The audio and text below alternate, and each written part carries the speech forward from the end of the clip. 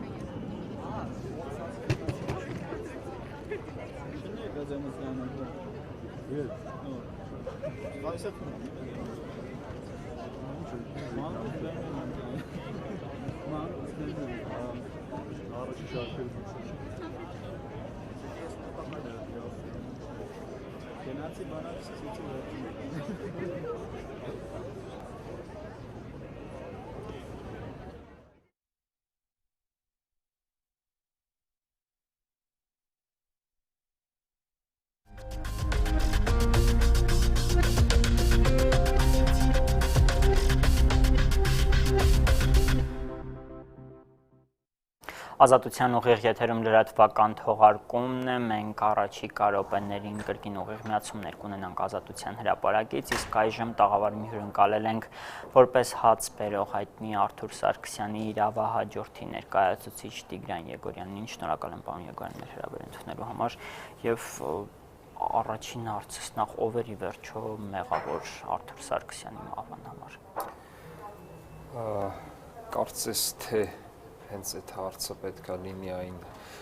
առանցքը, որի կապակցությամբ պետք է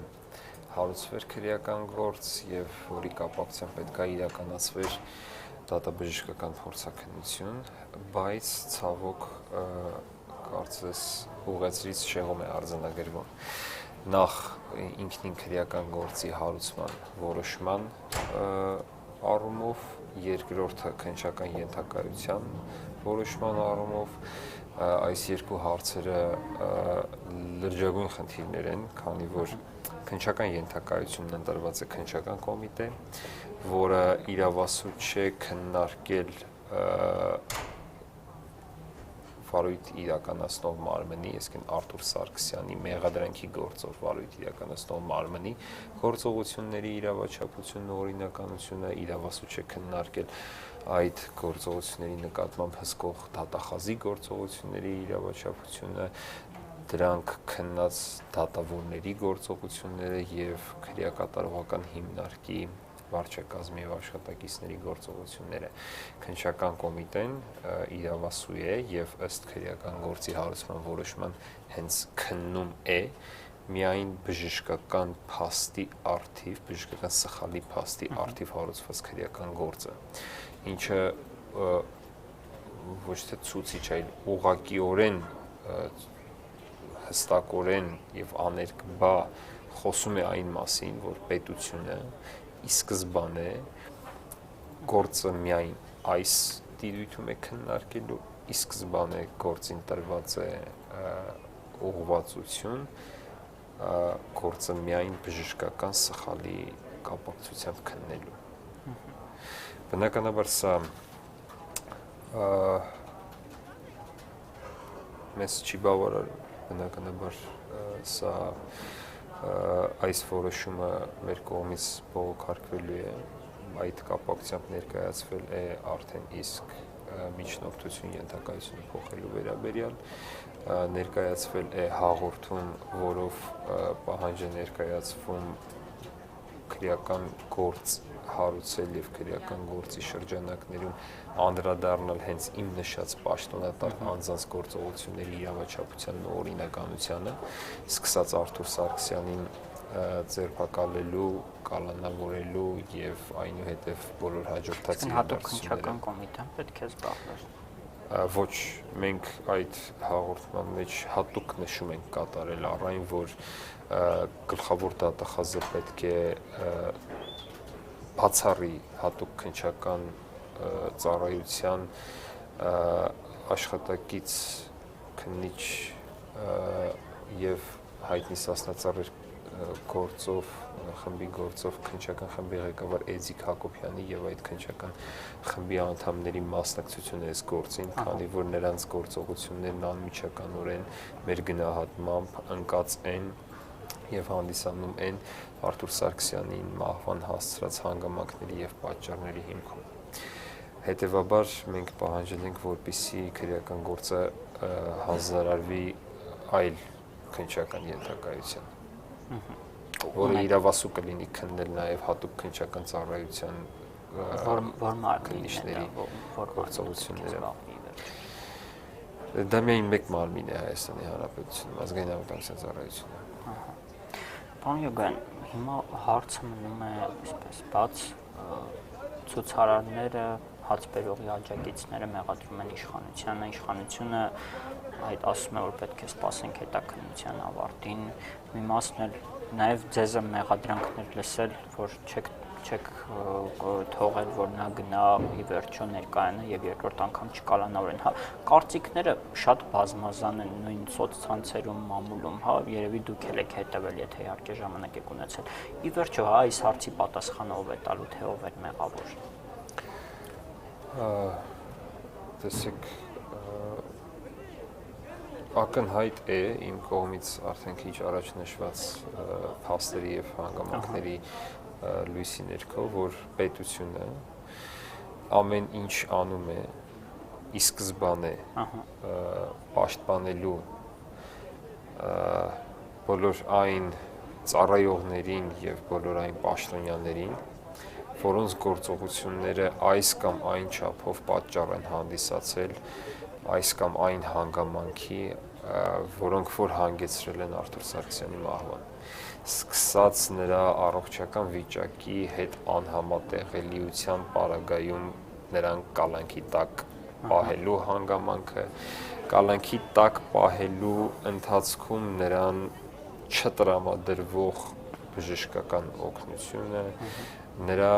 նկատմամբ կիրառված անմարդկային վերաբերմունքը, նրան ամիսներ շարունակ նրա դիմումների անտեսումը բուժօգնություն ստանալու եւ բժիշկների հետ տարբեր իր հիվանդությունների հարցերով խորհրդակցություն ունենալու հնարավորության առումով իրեն երկրորդ անգամ անհիմն եւ առանց որևէ իրավաչափ նպատակի կալանավորելու որոշումը եւ այդ ամբողջ ընթացքում երկրորդ կալանքի ամբողջ ընթացքում, որում Արթուր Սարգսյանը գտնվել է հացադուլի մեջ նրա նկատմամբ պատշաճ բժշկական հսկողության եւ պատշաճ պայմանների ապահովման բացակայությունը։ Այսինքն հիմնականում ոնց հասկանում իրավապահ մարմինների շրջանակներում է մեղքը, ըստ ձեզ։ Կարելի է այդպես անվանել։ Լավ, հիմա փաստորեն փաստաբաններով հայտարարություն եք տարածել եւ փորձագետների մասին էր խոսք գնում, քննչական կոմիտեի նախագահի խորհրդական ասում է, որ կար ժամկետ եւ այդ ժամկետում փորձագետները չկային, դրա համար դիահերձմանը ներկա չէին, բայց իրենք պատրաստ են ներգրավել միջազգային փորձագետներին դատաբժշկական փորձաքննության ժամանակ։ Սա բավարարում է փաստաբաններին։ Ի սկզբանե մեր համոզմամբ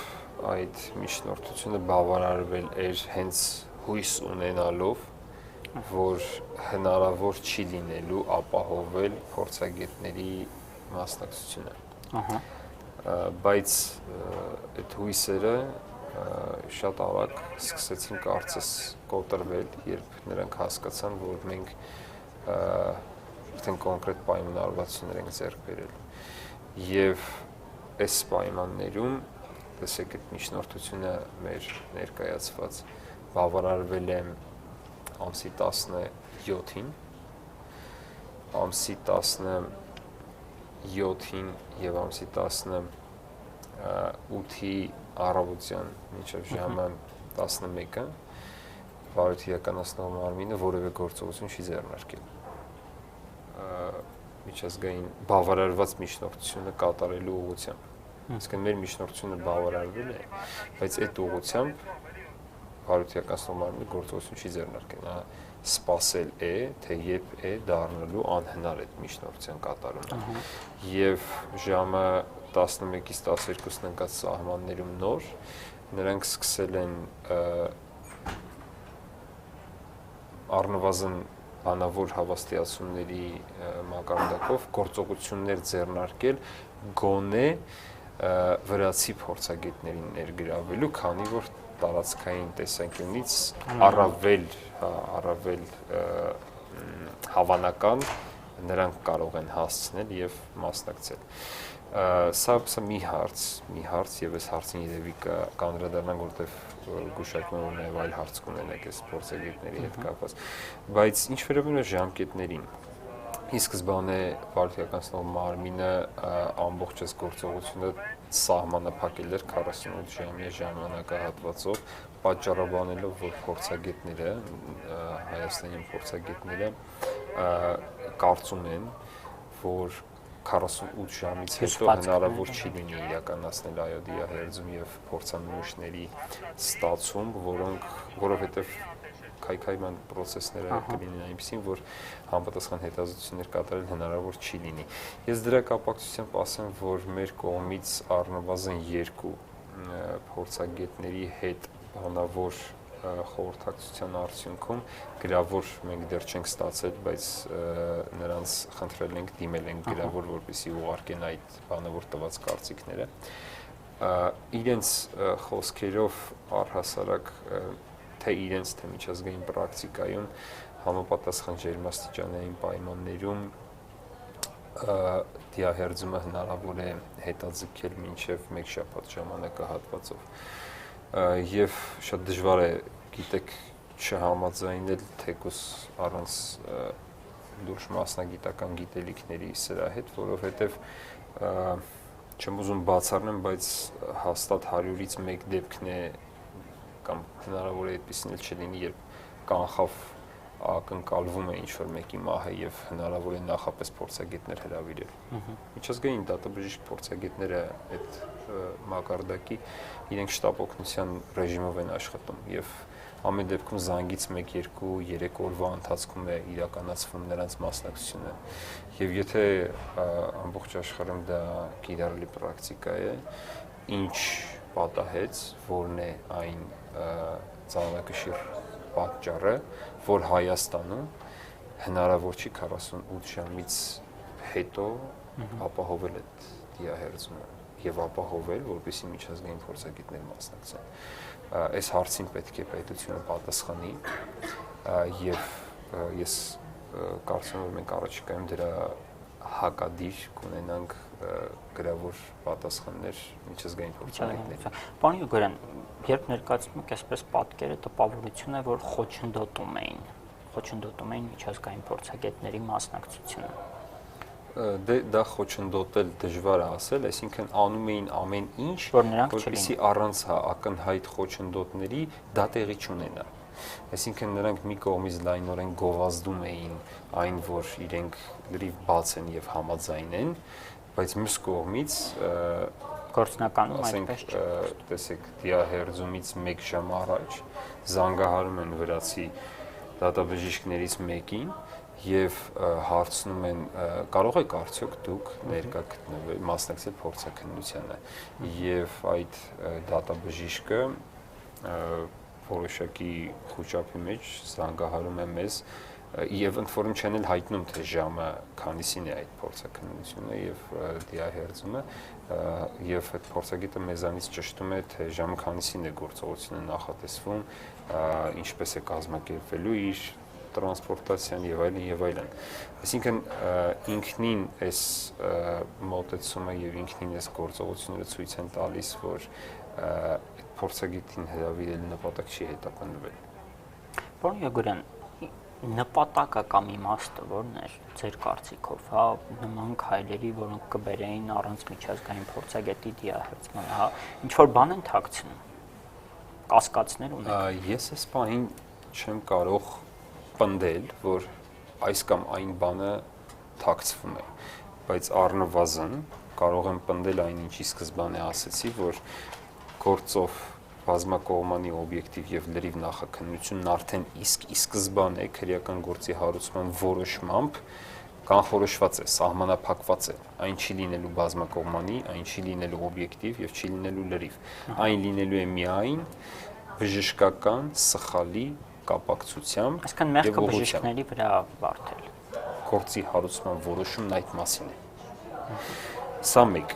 երկրորդը ի սկզբանե բավարարվում է միջնորդությունը միջազգային անկախ փորձագետներ հրավիրելու, բավարարվում է լուսանկարահանելու, տեսանկարահանելու միջնորդությունը, ավելին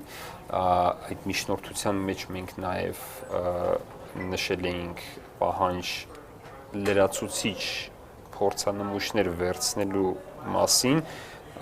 նկատի ունենալով հրավիրված փորձագետներին այդ նմուշները տրամադրելու, որպեսզի իրենք իրենց լաբորատորիաներում հետագայում կարենան անկախ լաբորատոր հետազոտություններ իրականացնել։ Դա եւս բավարարվում է, բայց դիահերձման օրը մենք ունենում ենք մի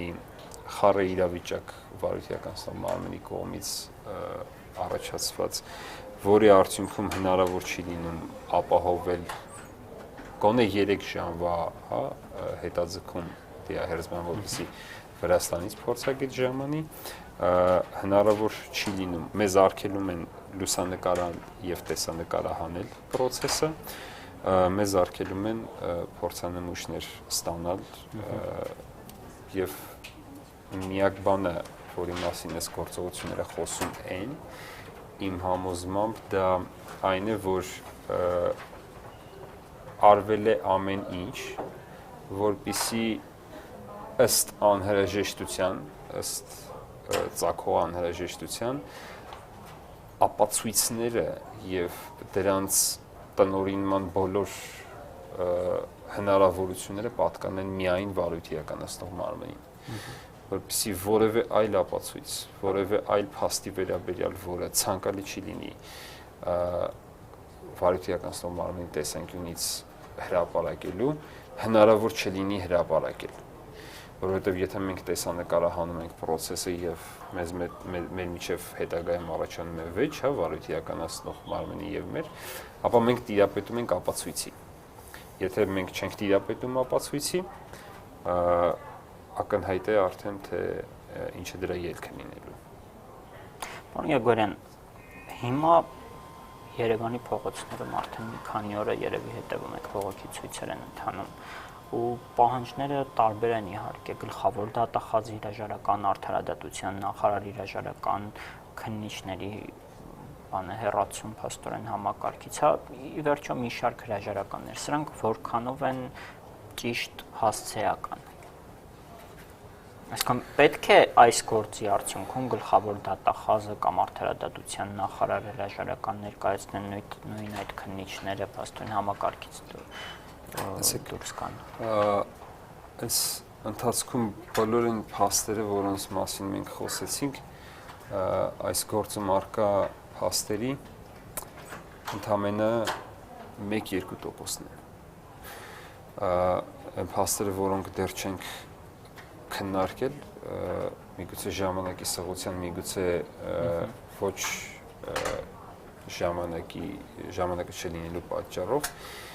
հենց ձեր նշած պաշտոնյաների, ինչպես նաև որոշ այլ պաշտոնյաների պատասխանատվության մասին վկայող փաստեր են։ Պատասխանատվության տարբեր աստիճանների, իհարկե, բայց այս կամ այն կերպ նրանց մասնակցության մասին խոսող փաստեր, խոսող հանգամանքներ, որոնք պետք է քննության առնվեն, որոնք այլընտրանք չունեն արդյունավետ քննության առնվելուց բացի։ Եվ ոչ թե նրանց հրաժարականն է այս պահին առաջին կարևորության գործողությունը, այլ նրանց գործողությունների իրավաչափության եւ օրինականության քննությունը եւ դրա արդյունքում նրանց պատասխանատվության եւ մեղավորության չափի որոշումը։ Ինձ թվում է շատ մեղմ ընտրություն է նրանց հրաժարականը։ Նրանք պետք է պատասխան տան իրենց կողմից ընդունված այն որոշումների համար եւ պետք է կրեն այդ պատասխանատվությունը տարբեր պատիժների տեսքով, որոնք հանգեցրել են Արթուր Սարգսյանի մահվան։ Պարոն Եղիազարյան, կար ինչ-որ փաստ, որի մասին մենք չխոսեցինք եւ կուզեիք խոսել այս գործի։ Այս պահին թերևս ես այսքանը կցանկանայի հրապարակել, քանի որ այս գործի կապակցությամբ եւ այս հարցերի վերաբերյալ ես համոզված եմ, որ մենք գրեթե մի քանի օրյա կամ ամենօրյա պարբերականությամբ անդրադարձներ ենք կատարելու եւ